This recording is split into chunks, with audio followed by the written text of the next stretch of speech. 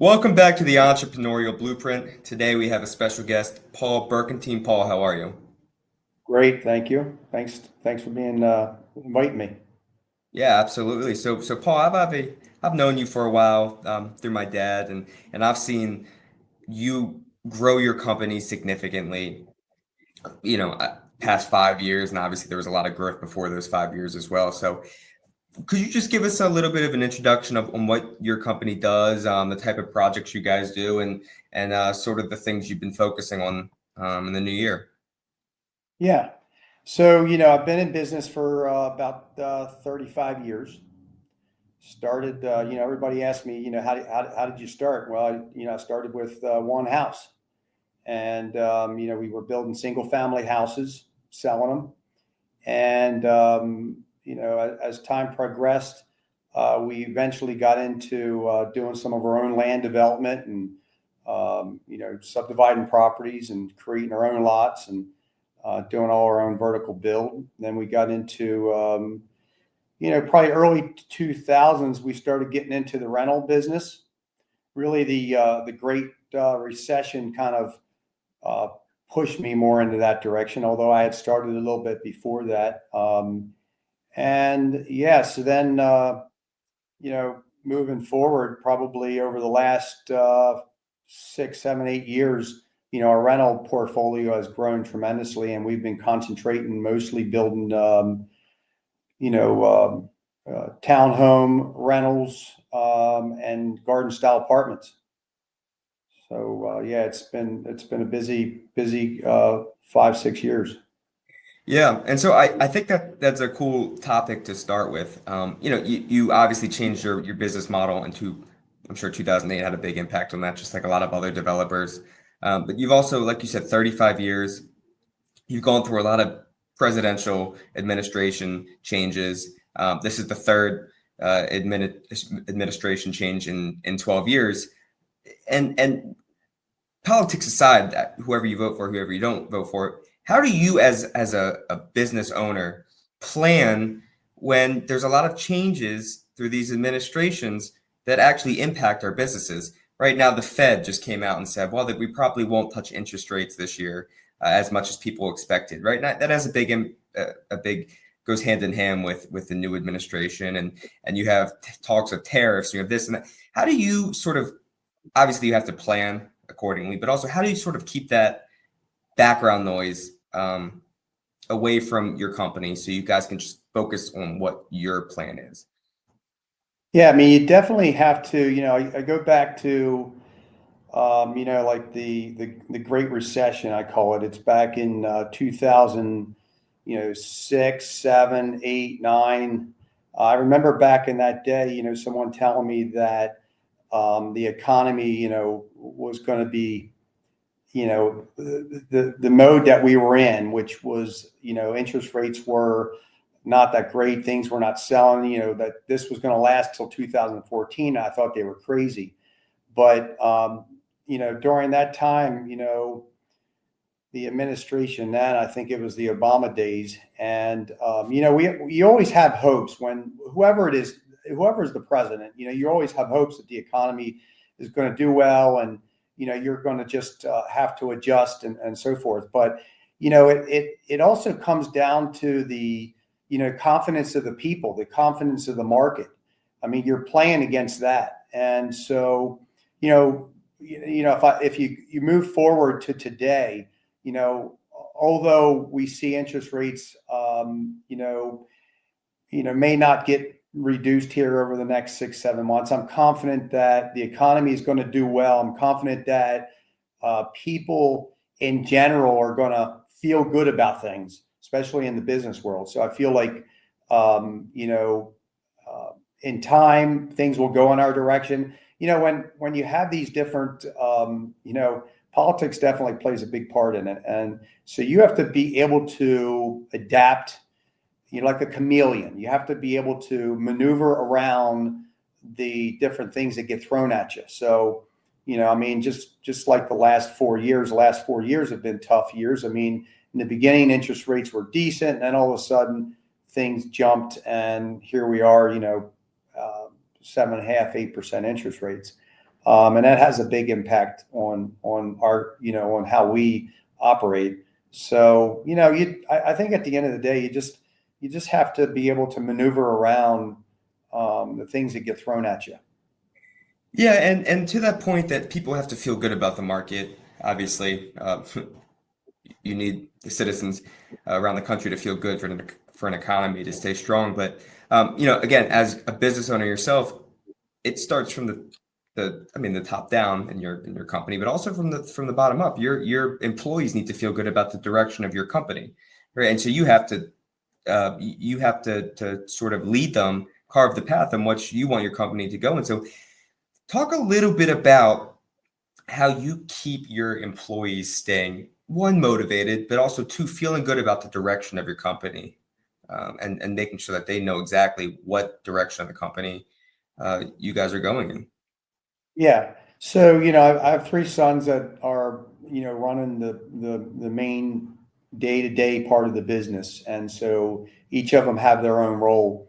We're very fortunate because we've got a great group of employees. I mean, everybody has a lot of good direction.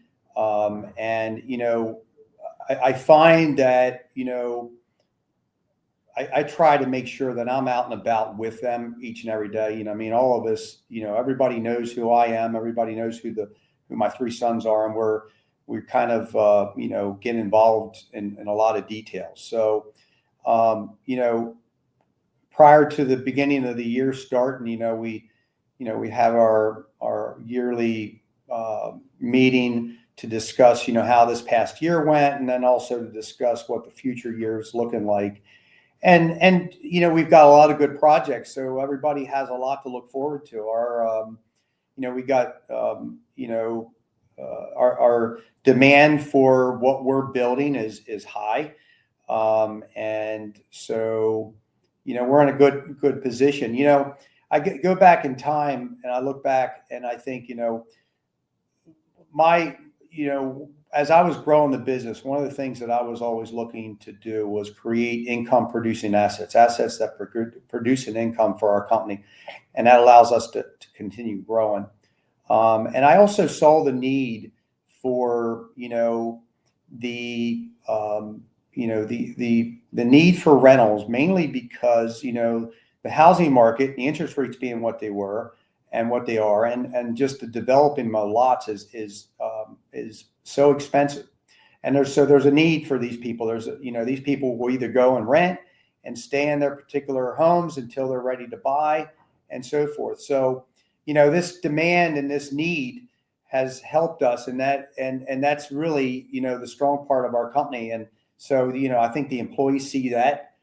They get pretty involved in it. They're, part of every aspect of it. And, we not only, develop our own land, build our own buildings, put the infrastructure in for the buildings, but then we also manage the property. So we capture it from the beginning to the end, which really helps because, everybody's working with each other. And so they're able to communicate with each other what's going on. And I think that helps motivate everyone. Yeah, and the one thing that's cool, especially from an outsider's perspective, you're in a lot of different markets. I mean, Pennsylvania and different states, but obviously there's a big hold in where you came from, Hanover, the York County area, and there's a lot of really hardworking, blue-collar workers who work hard and just, want a nice place to live, and you guys provide that for them, and really nice, affordable housing for them, and you take care of them. And one of the things that I've always admired from you guys is you always give back to the community in which you serve.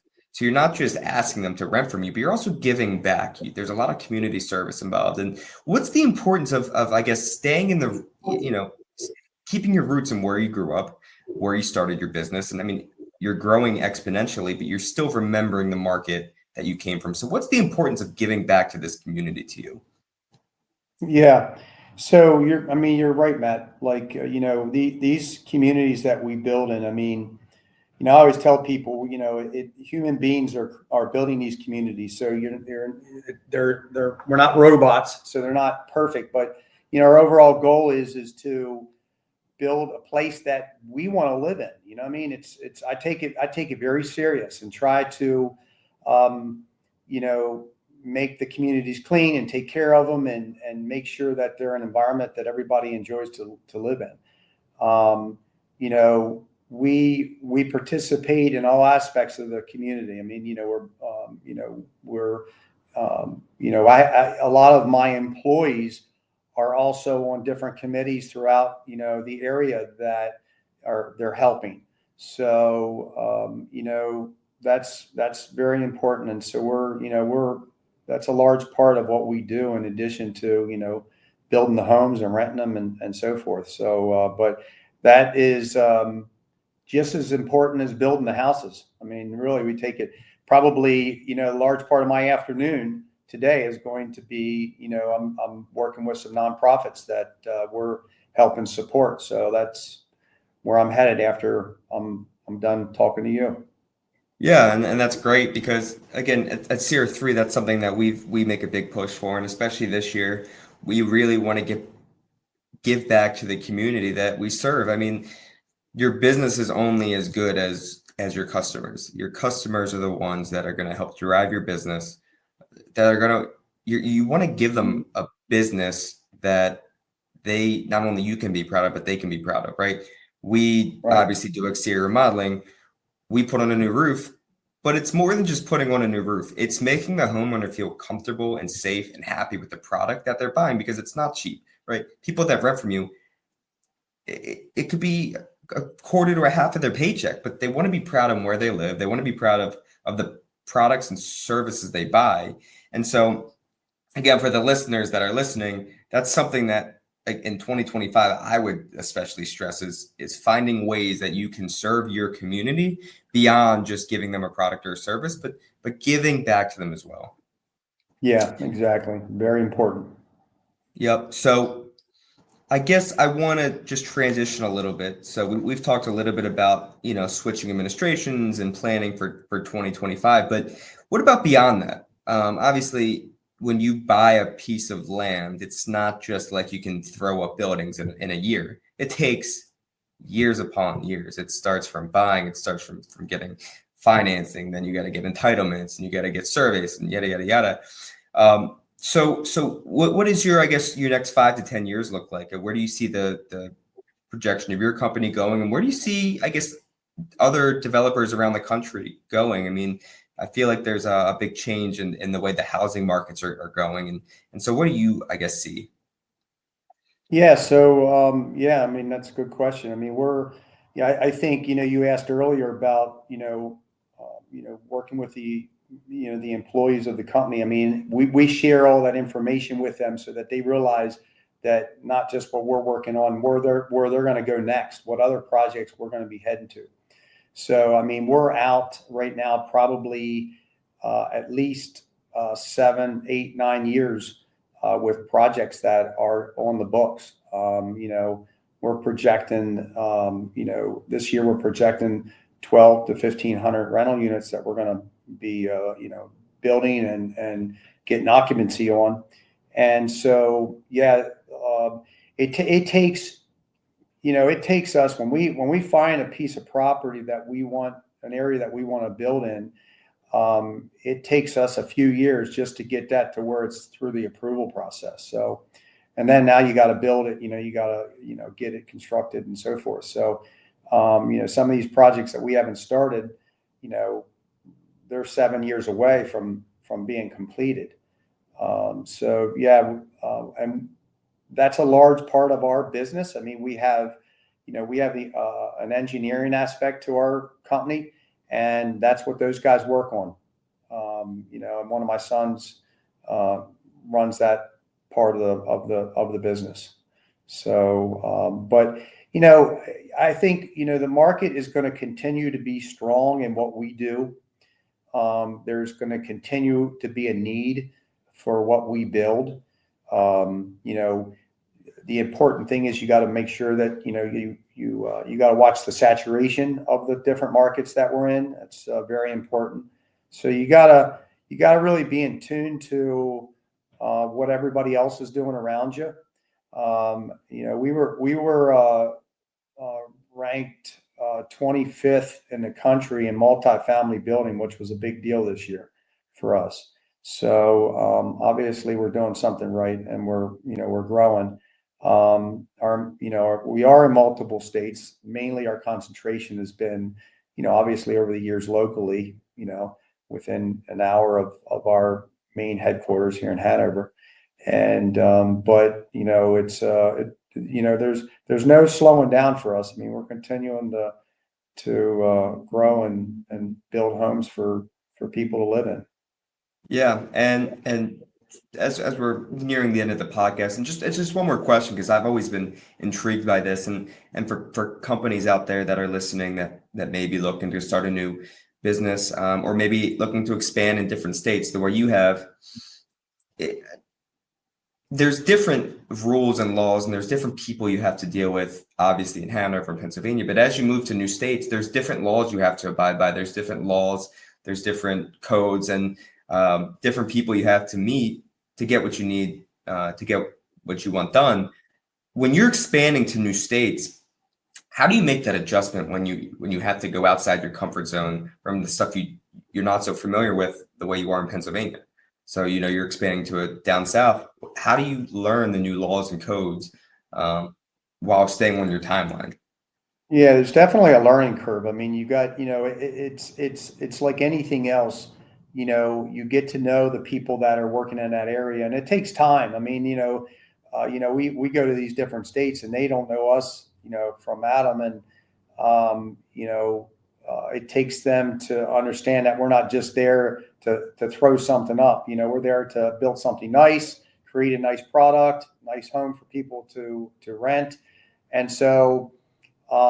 It's kind of there's a relationship that you have to build within those communities. I mean, we get involved within those communities also. Everywhere we go, we get involved from a volunteer mode. We're constantly, we have our employees are there. We have a lot of employees that are at these particular job sites and communities. And so it's just one of those things that, when we go into a new area, it just doesn't happen. There's a relationship building that it takes some time, and, learning about us and us learning a little bit about them. And also, I mean, when you go to those different areas, you're right. I mean, the building processes are totally different. Just the building practices are different. The rules and regulations are different. So you're going to have your challenges, but it just takes time, and then you get through it once, and then the next time is a little easier. Right. Well, I don't want to hold you all day, but we really appreciate you coming on our podcast, and we'd love to have you back on here in a few months to see how everything's going, and hopefully we can get a few more guests on here with you. And yeah, we appreciate your time. It sounds good, Matt. I appreciate it.